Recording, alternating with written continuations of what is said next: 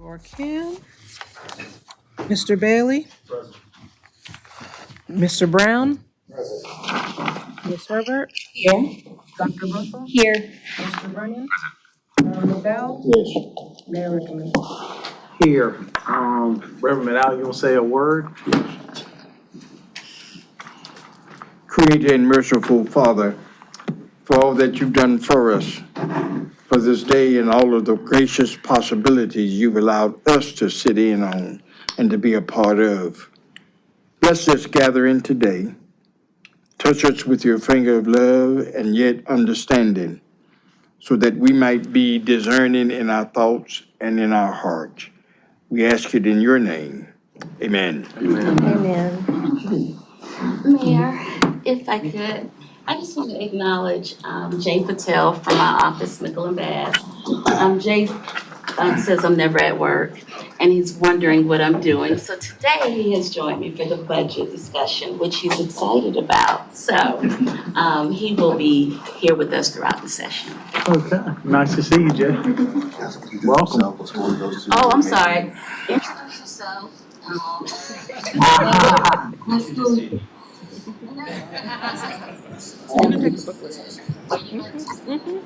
Where you know, whatever you said. Yeah. I'm Jay Patel, takes no field trips. Graduated from the University of South Carolina in economics and philosophy. Now he's building trusts. Oh, congratulations. Good for you. How much did you pay you? I gave him a field trip. I don't bring my employees to work. Yeah, can I say To something? my other one, yeah. I want to say something now and during council meeting. Just a word of thanks to each of you for participating in the Taste of Black Columbia and the Black Expo. As you know, we took on a different hue this year in terms of initiating a new health heritage. Out of that, we were responsible for 2,000 diagnostic tests being done in Columbia, which is totally tremendous. The attendance was great. It was so big and so great that we were threatening, the fire chief was threatening to throw us out. So, That's a good problem to have.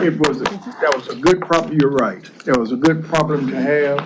Other than that, the interesting part and the exciting part is that we were able to do 2,000 diagnostic testing of folk with kidney disease and with diabetes. So thank you, Mr. Mayor, for all that you've done. And thank It was a great event. Great, yes, sir. It was really a great event. Thank you, sir. I was really surprised at the crowd that was there Saturday and early, because usually they don't come until, later in the morning at lunchtime. And we arrived there right at a little before 11. It was already Yes, packed. sir. Also had an opportunity to talk with Coach Tubby.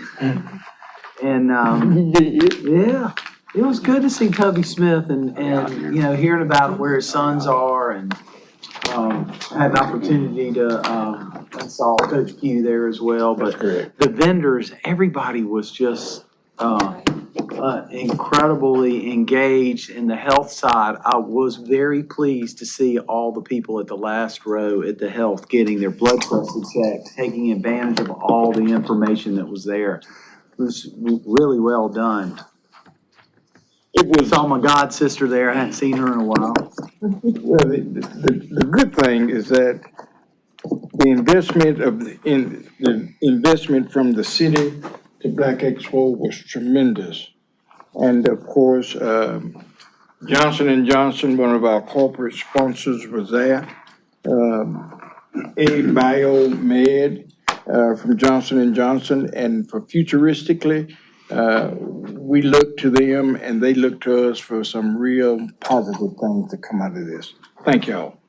Oh, yeah, we met the guy over Johnson & Johnson is right here in Columbia. Dave Stevens. Yeah, he's right here in Columbia, so. we have to use more of their resources Yes. going forward. Yes. Thank you, Mr. Mayor. Yes, Ms. Wilson. All right, well, that is all positive and, I guess timely too, in a way. Obviously, the budget train is way down the track. And we're at the point with the budget where, we need to advertise it because we must stay on task to get a budget, hearing and 2 readings prior to July 1. And so this is our opportunity with y'all today where we present the general fund, and we've already sent correspondence to you that the general fund is what it is. There's a lot of great things that this council has, from a policy perspective, endorsed and really advocated that we have over the last 2 years. There's been a lot of streamlining for positions. We don't carry a lot of vacancies, which in prior years when we've implemented new programs and projects, you know, that's a little bit of a cushion that's there if you're clear on how the general fund works, because we may have carried certain positions that were not filled. So in the general fund, if we needed some cushion, then those funds were there in the event that we would have those positions. But we haven't been doing that over the last 2 years. But we also have now absorbed things like our police and fire step increases, the Finley Park operations that will come online this year, public works initiatives through beautification that you all have rightfully advocated for, the beautification of our city, homeless services where we have now implemented staff and projects and programs that all go along with those efforts. In the presentation, we're about to show you some of that a little bit in more detail, but I say all that to say that that benefits our community from a service perspective.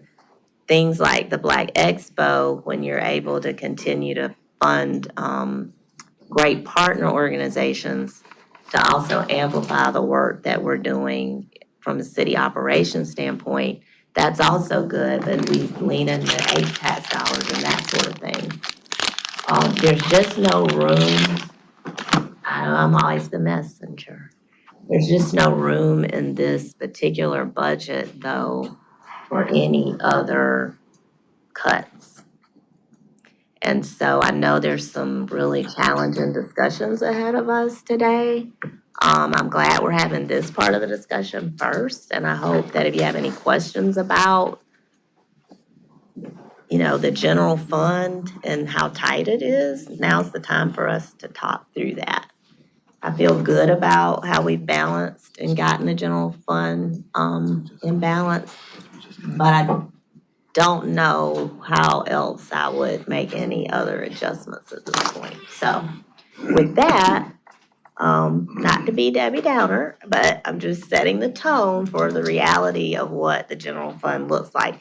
And for the public's edification watching, you know, the city is in a great position financially as far as our reserve funds and fund balances. And, you know, people think that the city has, you know, money, you know, in different banking institutions, and all that's true. But to operate the city, we focus on the general fund, and it is not the way, and I won't, at least under my watch, we don't delve into those other accounts of the city to help.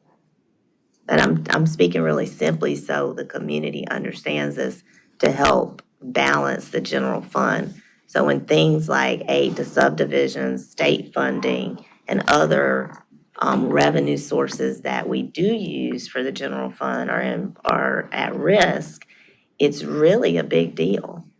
It's really a big deal.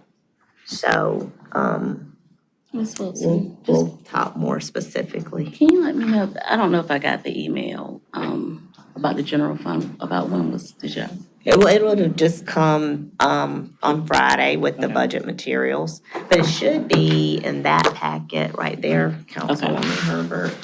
So this is what the same?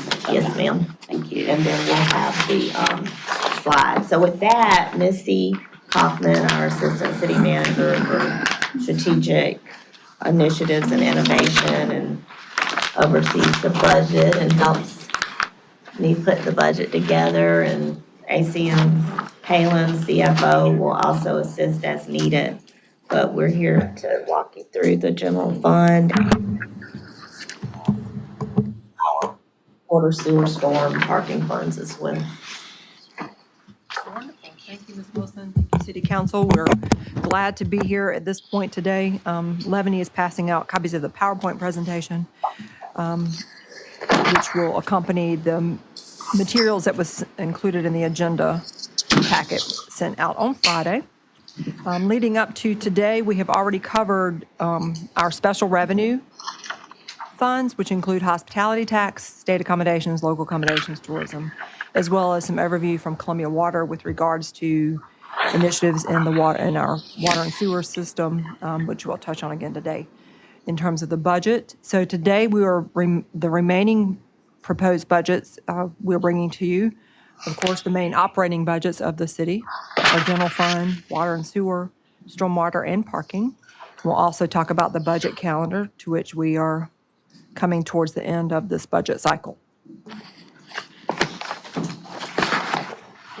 When we develop the budget is also, as we've said before and discussed, the budget is a planning tool. It is it's a representation of the strategic priorities of this council and the city manager, and reflects hopefully the community's wishes and desires as well. The budget, when we develop the budget, when the city manager develops the budget, she aims to align the budget with those strategic priorities that are outlined in your strategic outcomes, as well as city manager's growth plan. Of course, this budget aims to continue that progress. Maintain our service levels while managing increasing costs within our available resources. We are obligated by law to pass a balanced budget and enhance our customer service and value the services that we provide to our community and to our customers. We have a number of drivers that are impacting this budget. Each year presents oftentimes its own strategic, our different budget drivers or different impacts on the budget. This year was a little interesting because we had a combination of impacts on this budget between losses of revenue as well as absorbing some cost that we had brought into the budget this year, so a little more challenging.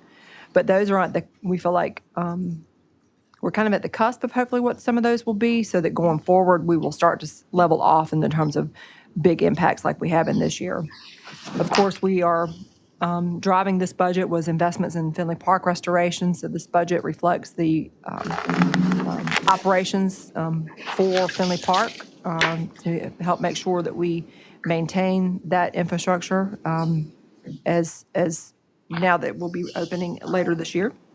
Expanding the support for the expanded homeless services that we've absorbed in recent years that has been funded recently from American Rescue Plan funds, now being reflected in the general fund.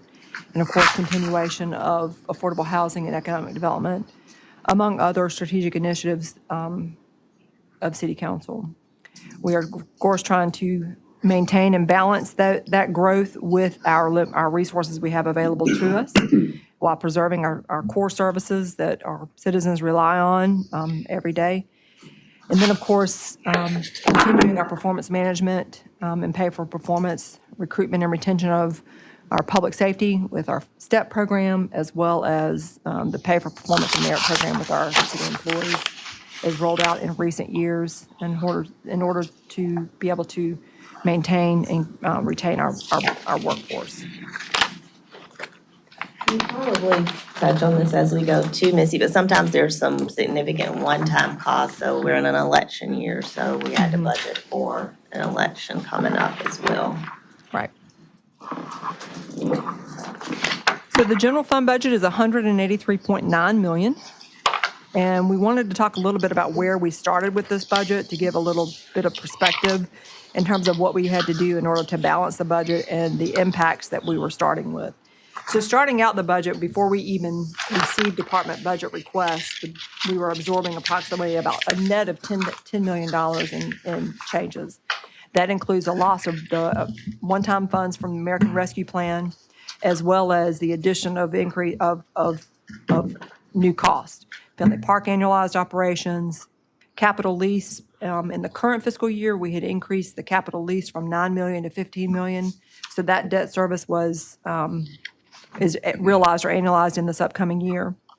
The expanded homeless services, that was about $2 million of an addition to the general fund. The total budget is around $3 million for homeless services. And of course, the annualized public safety STEP program and the employee pay for performance. So those alone were roughly about $10 million coming into the budget right out the gate. And of course, we have continuation of other investments that have been made by this council in recent years that we also are continuing in this budget. The public safety complex, the additional 400 Laurel, that includes both the lease as well as operating costs for that facility. Contracted security services utilized by both homeless services and the police department. Public safety enhancements, those were things that we had been also funding from prior one-year funding sources, such as federal and state funding that we, of course, no longer have, and it was intended to be one time, and so now those are absorbed into the budget. And of course, continuation of our gateway beautification and enhancement programs. Looking back over the past 4 years, our revenues, just our revenues, not our revenues with transfers in, but just revenues, we grow about 4% average, so about $4 to $6 million per year.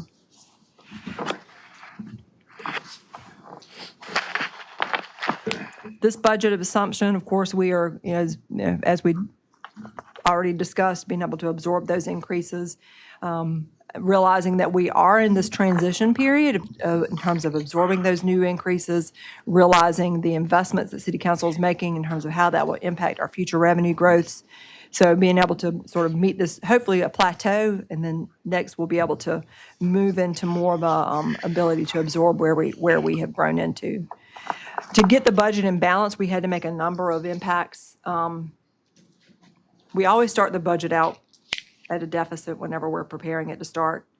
And so in order to get it into balance, we have to sharpen our pencils and make a lot of different evaluations and prioritizations. And that includes reducing what departments request, whether it's for their ongoing, most of which is for requests for either new items or increases, whether it's new programming or just absorbing an expansion of services or other new initiatives.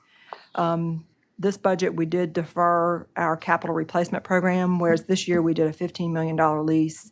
Next year, we scaled that back to about $4 million as opposed to completely eliminating it, just because when we have had years of where we have missed that capital replacement, the ability to come back and add those replacement vehicles into the budget is such a big impact. Hence the $15 million this year. That's the $4 million is the lease proceeds. The actual payment of that lease is budgeted at about $300,000. So that would be a delayed implementation if it stays in the budget and we move forward with it. So that's something that's only a partial payment this year, but next year would come back as an annualized payment of roughly $1 billion. Public safety, increased use of fund balance. We already include in the budget $3 million in surplus funds used to balance the budget that we have used for a number of years. In order to help offset some of the loss of our one-time revenues, we're recommending an increase of that $3 million to about $5 million this year. That's not something that we are recommending at a sustaining level. We won't have it as a sustaining level, so we're recommending that one time for this year. So you increase it from 3 to 5? Yes, sir. So another $2 million. We have about $750 million in a special revenue, which is from the Tourism Development Fund. We have not utilized those funds in the past to help this budget. And we're recommending it now to help with of course, the addition of Finley Park coming into the budget. those funds would not be available again going forward long-term, but will help us bridge the gap for now. And again, these are really one-time uses that we are recommending to just bridge this gap, if you will, for this year. In terms of the general fund revenues, just the revenues of the general fund is $161 million. The total budget is $183 million. It's made up of two different sources. One is revenues that the city collects. The other is other financing sources and uses, which would be transfers in. Our revenues are $161 million, which is an increase of about $6 million, so roughly 4%. It does not reflect a property tax increase, any other rate adjustments, or any other fee increases projected in this budget. One of the primary sources of that revenue or increase that we were able to realize is coming from the insurance tax that is collected by the Municipal Association in terms of what they are seeing with regards to growth both in premiums paid through that program as well as the growth of the number of insurance providers. Hopefully that is a sustainable increase and that those numbers will continue to stay at that level. There is some, possibility of fluctuation there. The transfers in and other financing sources and uses, that reflects a reduction of 10.7, again, because the capital lease proceeds, which that's the actual amount of we would borrow. That's not cash, that's borrowed proceeds from the capital replacement program, reducing from $15 million to $4 million. We've also it does not reflect the use of the American Rescue Plan Fund in this year's budget. What we have supplemented with is, as mentioned, $2 million additional in from fund balance, as well as $750 in tourism development fee, to round it out at $22.9 million.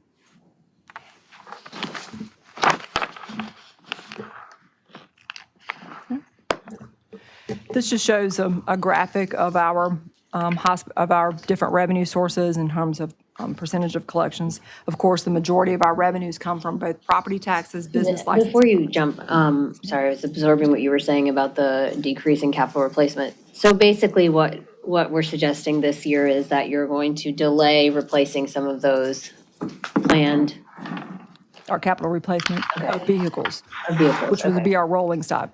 So that would be a reduction of the proceeds, so we would borrow less. We'd borrow $4 million instead of $15 million. And those funds are used to replace police, fire, public works, parks, recreation, all of the rolling stock of the general fund. Okay. So which departments are up for that replacement? Because I see a lot of, in the past, Yeah, we've we've been voting on upgraded a some lot of. departments. Where are we missing? It's always police. Police is always the largest bulk. Fire trucks are always big.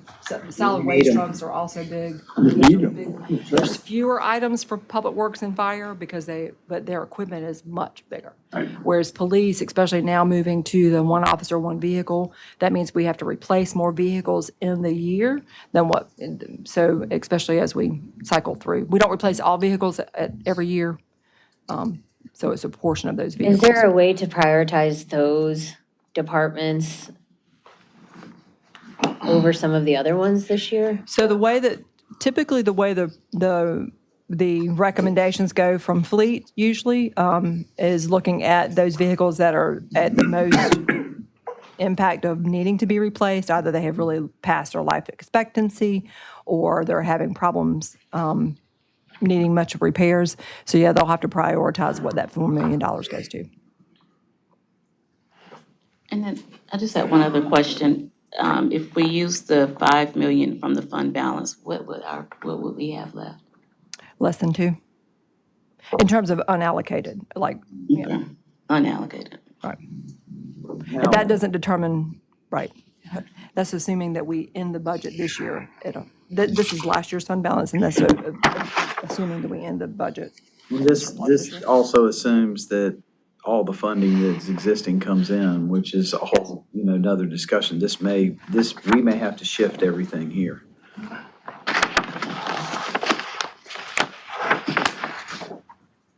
Normally, city council uses those surplus funds for a number of capital projects. There's no funding included in this budget for capital projects as well as the capital replacement.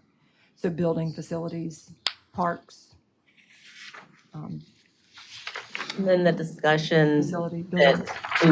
that we were trying to build in a little bit of a community promotions type after the last budget workshop. Obviously there's some great requests in from partners, but it just may not be that we can build a fund this go around.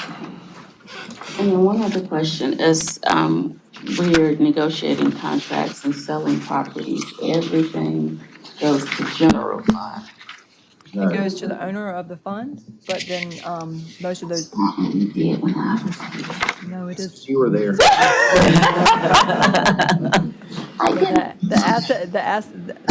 asset is who receives the fund. So water and sewer asset would get back to the water and sewer fund. Those general fund facilities are pledged right now towards other commitments with regards to Remember, we still have 400 Laurel. 400 Laurel, 1401 Main to finish, so any excess is going to finish those projects in consolidation until we can get those other properties for sale, which will then go to pay off some of that cost as well. So I don't think we really can count on that as a revenue filler. For the reductions in department operating requests, in the past, I know we've discussed and looked at the number of vacancies and how our city's been able to operate with those vacancies. Has that been factored in for this cycle as well? Are we gonna what we're experiencing in some ways is consistent with even the private sector, so this is not. But obviously for the private sector, that means that they are downsizing. That may not be possible for all of the things that we need to do, but I'm wondering how have we reduced without, affecting kind of our delivery and our excellence in that? So the prior 2 years, what we have been able to do, so really we're almost at a catch-up based on what we've worked with through the budget of recent years, both with regards to vacancy savings, if you will. So prior 2 years, we had programmed in a vacancy savings in order to help fund those cost of living, the pay performance and step and so forth. So this year is, when I was mentioning the fact that this year is kind of a catch-up year, this is really where we are. We're catching up to those annualized increases over those years. This budget does not reflect, I would not say that there's a lot of vacancies here. If there's any vacancies at all, it would be for the addition of this position. This does, of course, include 15 positions that are being added for Finley Park. But Parks and Recreation doesn't have other vacancies to offset the addition of that. So, public works, or particularly water and sewer would be a little bit different, but, vacancies, to you all's point about how can contractors help us with certain, ongoing run and maintain work. So we tried to build that in. That's been an adjustment for, our staff of a new way of doing things, but it's been good. And we've been, using those additional resources as well. Right. So, and Public Works is an example with the addition of the new route adjustments that they are doing. Part of where they are now is that they'll be able to move into creating that new route distribution that was presented, I know, at a workshop, at a committee meeting, I think, that will come up to full council. Police is using a lot of contracted services, and that's a $3 million use of, if you will, vacancy funding there, if anything. So I would not say that there's a lot of vacancy opportunities in this budget.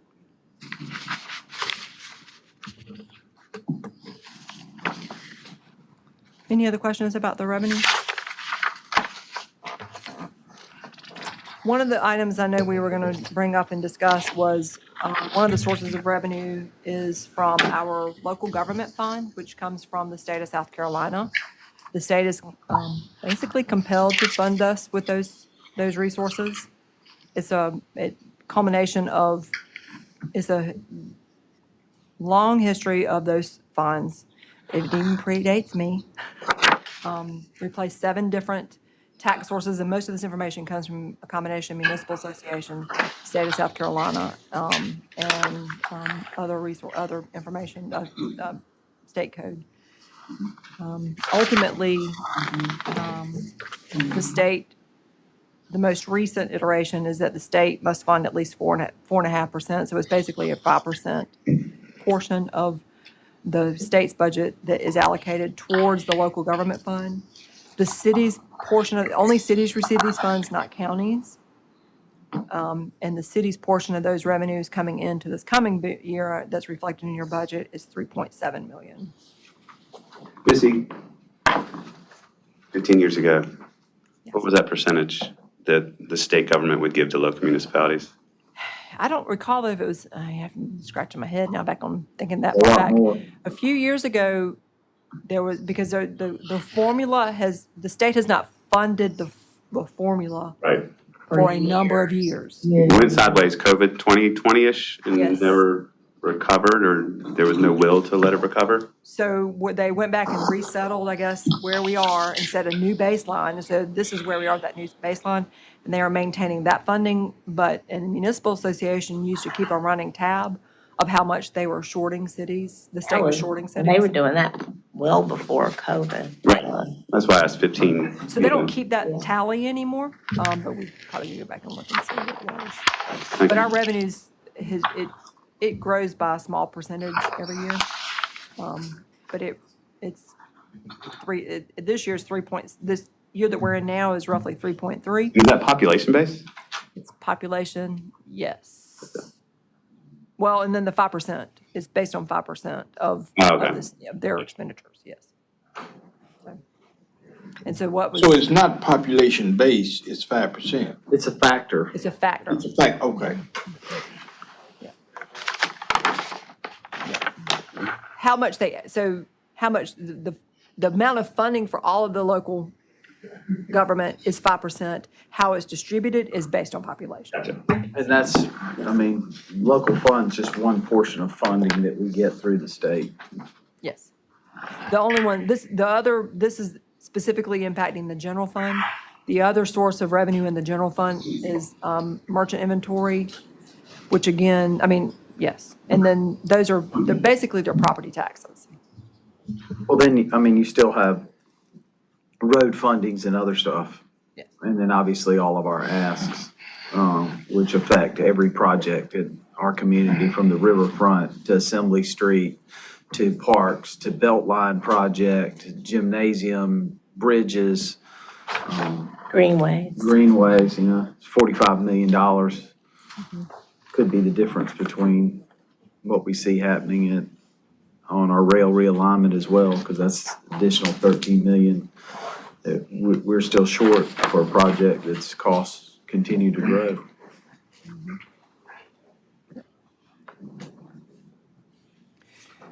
Expenditure-wise, the budget overall is a net reduction of 4.8 million. Again, the majority of that reduction is coming from the scaled-back capital lease proceeds, as well as some other one-time revenue sources. Public safety remains the top funded, or the top largest percentage of the city's general fund budget at 46%. Next would be general government, public works, and then parks and recreation.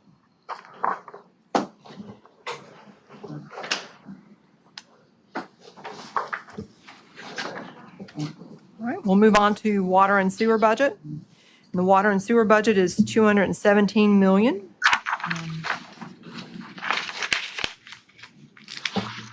Revenues, of course, for water and sewer, by far the majority of those revenues would be water and sewer sales.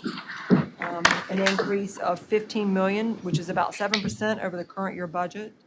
Those are based on the 5% rate adjustment that City Council adopted several years ago. So that programmed in is reflected in these revenues. And that already assumes a 1% growth of new customers, as well as water and sewer consumptions, or water consumptions. I thought we were gonna work on some more realistic projections of growth. I thought that was one of the things that we had talked about As opposed to the 1%. previously, instead of just us making the assumption of 1%, we were actually gonna, So it's probably, Strategic it's a combination, I think, around that. of both growth of customers as well as consumption. So average out, revenue-wise is about the 1%. It's reflected in those. So if you look at the growth of revenues, actually, so 7%, you say it's more like 2%. But revenues, the funding for water and sewer, of course, has specific targets that it aims to meet as well. Funding capital improvement is one of the largest priorities of the water and sewer fund, as well as debt coverage, debt service for existing debt for our water and sewer infrastructure, and of course, the operating costs. And as you know, our water and sewer fund operates 2 water treatment plants, a wastewater plant, provides service for more than 375,000 customers, as well as a number of major institutions in this area. Going back to the mayor's question, so Clint, we're gonna sit down one day maybe and take a look at this $1 billion pipeline or projection for economic growth and come up with some fairly sophisticated / elementary mix of type projects and say for every $1 billion of growth, we'll have X amount of revenue growth, because one day we're not gonna have rate growth. Yes, sir. We've contemplated the growth model. We began that contemplation and figuring out, okay, what do these big wins mean for us in terms of revenue? What are our fixed costs that we're going to be there versus our variable costs to serve that customer? And for this year's study, we wanted to stay conservative, but I think as we look in the out years coming, you'll start seeing some of that growth model come into play. We were very conservative in terms of Scout Motors and projections and when they might come on. That doesn't affect this year, but it'll affect coming years. And so we're looking at that. We just didn't have a work product ready for this year's budget. And I'm good with that because I don't think we were ready. So, Yes, sir. but I think if we can really just kind of tie all this together, I mean, it would make me feel more at ease on a 5-10 year projection for what we think Columbia is going to look like one day. So Yes, sir. it's otherwise you're simply, playing whack-a-mole with economic development. And it feels like some days like, you're high-fiving and other days you're scratching your head. So I think if we can just turn this into a projected math model, and then the math either works out or it doesn't, right? Yes, sir. So, okay. Completely. As long as we just get our mind right that that's where we're headed, I'm okay. Clint, did this take into account the general increases in just overall project budgets that you've been seeing the past 2 years that have Yes, sir. left us scrambling? So everything has gone up in cost. What's the percentage, Clint, Treating compounds, those sorts of things. increase? So it depends on, overall, I think we were looking at about a 7% increase in the number, but. Like new water line projects. Oh, are goodness. Yes, sir. 30%, 40% over what our expected. Yes, sir. Expected was. We'll rebid Rosewood Project 2 next week. We'll open bids again for phase 2 of that is in this coming year CIP. And so we're hopeful that peak of construction cost has come down a little bit. We just worked with procurement to open our chemical bids earlier this week. We saw a slight reduction in chemical cost instead of an increase, fairly large increases we had been seeing in past years. So we're hoping that we've hit the crest and some of that inflationary pressure is coming down, but we didn't budget for that because until we start opening bids, until we start seeing it in reality, we want to make sure we're covered with enough to keep the system operating. I do think that's very reasonable where, the labor cost now associated with stuff is so different than the material. I used to use the same estimate model of X times material to come up with a selling price that my dad probably used 50 years ago, and that's just out the window now because the labor is so different and the material is so hard to figure because things go up and things go down so rapidly now. Yes, sir. And we were, very concerned about what the tariff implications might mean for materials and commodities. That's another thing that we should really just monitor and track all along the way as part of this model. Yes, sir. Because it will eventually give us the right look forward. to where things are going. And that's another impact on the use of only 4 million of capital proceeds, Wow. is that it won't go as far depending upon those tariffs. But on that other note too, the water and sewer budget, I don't have that slide in here this time. I normally show y'all percentage of budget, approximately 60% of the water and sewer budget is personnel based. The majority, of course, is debt and capital, so it's going towards capital improvements. And of course, chemical costs. Not all projects are capital. Some projects are maintenance costs, so those are reflected in this operating budget. The general fund budget is closer to 80% of it is personnel. What are your vacancies carry forwards like? So part of balancing out and meeting the revenue projections, that we did a little bit of trimming, and so we assumed a certain percent vacancy, because even your best-in-class utilities are going to carry a vacancy rate at some point. So we're around the 10% assumption in that ballpark in the areas where we've got a lot more employees. In smaller areas like compliance, we've assumed full staffing there because we're close to that. And when you only got maybe 6 or 8 positions, it's more of a cut whenever you look at that. So we try to be realistic about our staffing projections. And again, our staffing numbers have come down in recent years. The last several years, we've kind of tightened the belt a bit and try to be more realistic about what we really need to get the work done, how we can utilize contractors to supplement that, catch up on the backlog, and then budget, again, a little more realistically. I just, There are still costs that are reflected in the operating budget. I just wanted to, Madam City Manager, Clint was at, where were we at? Hyde Park last night? Hyde Park. And he did a tremendous job, and I just wanted to make sure I said that. And he kept me from having to talk a whole lot. So you really got him. They all talk a lot, didn't they? They were there a while. Thank you, Clint. Expenditure-wise, which we just touched on a little bit, of course, department budgets total $123 million. As mentioned, that includes both personnel for the water and sewer system, utilities, engineering, public works. It also includes operating costs such as gasoline, chemicals, electricity costs.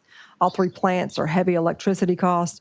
It also reflects the use of contractors that are used to help supplement or augment staff. So that's reflected all in there.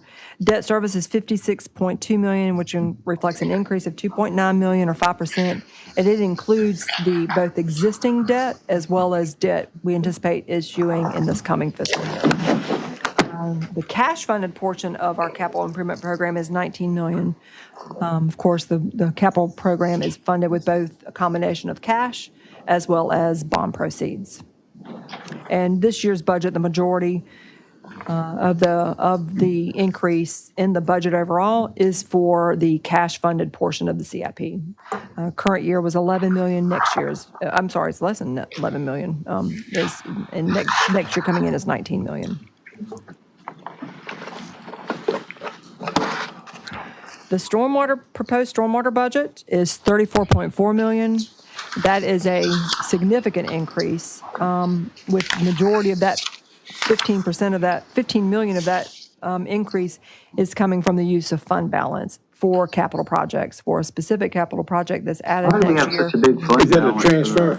Right, so some of it is bond proceeds as well from the bond that was issued, as well as we had been building some reserves It's in not anticipation. really It's not truly that there's that much, yeah, Fund there's, balance, it's from the bond, I mean, it's anticipated money. right, as well, and some fund balance that we had been building on for anticipation of a project that was coming in this coming year. If you look at just the revenue sources of it, is 20 million which reflects an increase of 1.6. There's no rate increase included in stormwater. City Council passed, a 5% increase in stormwater rates several years back that was suspended for a couple of years during COVID. So, but that 5-year adjustment is now completed, and so there's no rate adjustment included in the stormwater fee.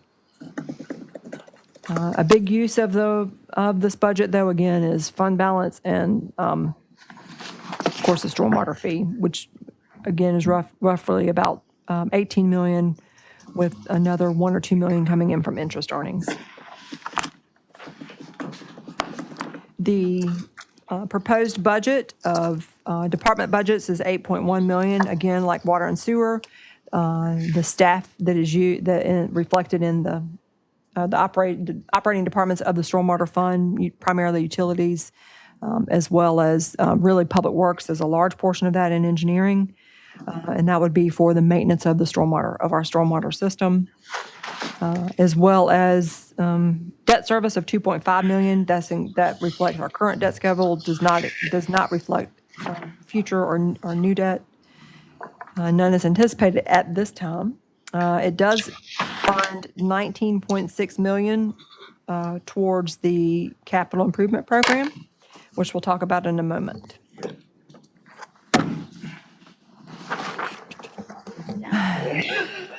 Next, we have the proposed parking fund. This is at 13.3 million. It does also reflect an increase. Some of this increase, City Council adopted, rates during this current fiscal year. So part of this, so the increase in this year's budget, 1.3, is over the amended year budget. So that reflects those increase over what you amended it for this year, as well as moving into next year. So roughly 1.3 million, or 11%. It does continue, it does now reflect those annualized rate adjustments in the parking fund. The majority of our revenues come from our parking decks and our lots, as well as parking meters. So Jeff, how much more time do we need to understand the parking increase? We just talked about that yesterday. I would say July to December, a full 6 months to see everything's been implemented. So seeing some history, 6 months. 6 months. Really had a good Once students are back. Something on the calendar in December. January. I'll be there. The proposed budgets for parking fund is 6.5 million. Debt service is 3 million. That's based on current debt. And of course, transfer to the capital improvement program of 2.5 million. So the majority of these increases, of course, are going for investments in the parking system and investments in our parking structures. Next, we'll talk about the capital improvement program. The capital improvement program includes water and sewer, stormwater and parking. No general fund capital improvement program funds are reflected. Water and sewer combined is 93 million, of which 20.6 million is our water improvements, drinking water improvements, and then 72.4 million is our wastewater system. Out of the wastewater improvements, what's within the city limits and what's without? I think that's also, So the largest project is Phase 1 of East Rocky Branch, and that is in the city limits. Let's get it. Is that a water project or is that a stormwater project? So that is sanitary sewer, and part of it we may do in conjunction with the stormwater work to try to reduce the scope a little bit. So that's 15 million, 31.5 million are thickening improvements at our Metro Way. Sorry, I didn't hit the microphone. The largest project is at our Metro wastewater plant. That's $31.5 million, Mayor, and that affects half of our customers are inside city, half are outside city. That affects all of them. But we've got equipment that can only be characterized at the end of its useful life. 60% of our work orders at the wastewater treatment plant are repairing the current thickening system. And even in the design and starting construction this next fiscal year, we're still another year and 18 months out of having a new system in place. So a lot of miscellaneous rehab work that is both inside and outside. Thank you. Thank you.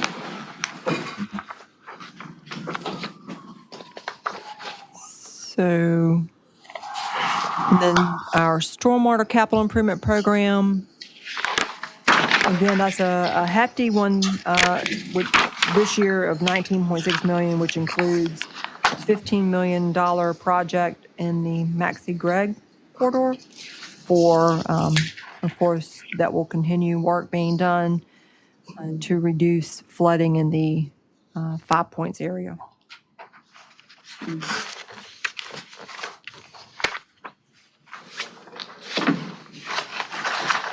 Any questions about those projects?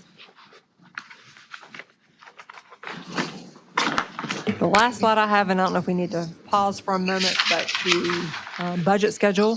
So the budget public hearing, I'm gonna move first to the public hearing date. The budget public hearing date is June the 10th. We are required, as with all public hearings, we are required to advertise 15 days in advance. So that advertisement will be published on Monday, May 26th, which is Memorial Day. So therefore, it will need to be sent to publication tonight or in the morning to the newspaper. When the budget is advertised, it has to be in balance, and we are required to pass a budget by June the 30th. So this will give you June the 10th for budget public hearing and first reading, with second reading on June 17th.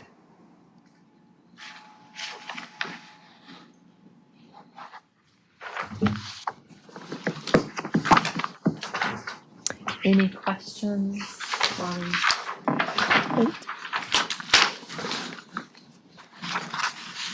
Mr. Mayor Pro Tem, I think the floor is yours now. Is it, Mr. Mayor. is it with a budget of Manager. 183 million, we're looking at a 4 to 5% increase? Is that right? Actually, the general fund budget is a reduction. It's a reduction, right? Yes, sir. All right. It's a net reduction. Yeah, that's fine. I didn't know if there's any more questions or comments, but it sounds like we can go to executive session if there is a motion. So moved.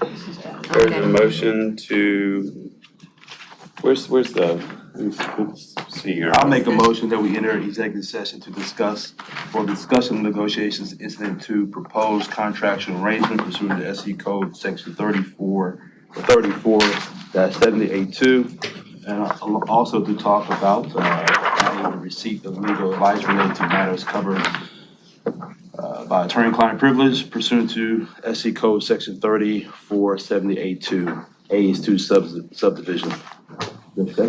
Second. There's a motion and a second. Madam Clerk, could you call the roll? Mr. Bailey? Yes. Mr. Brown? Ms. Herbert? Aye. Dr. Bussell? Aye. Mr. Brennan? Yes. Mr. McDowell? Yes. Mayor. All right, thanks, everybody. Red light.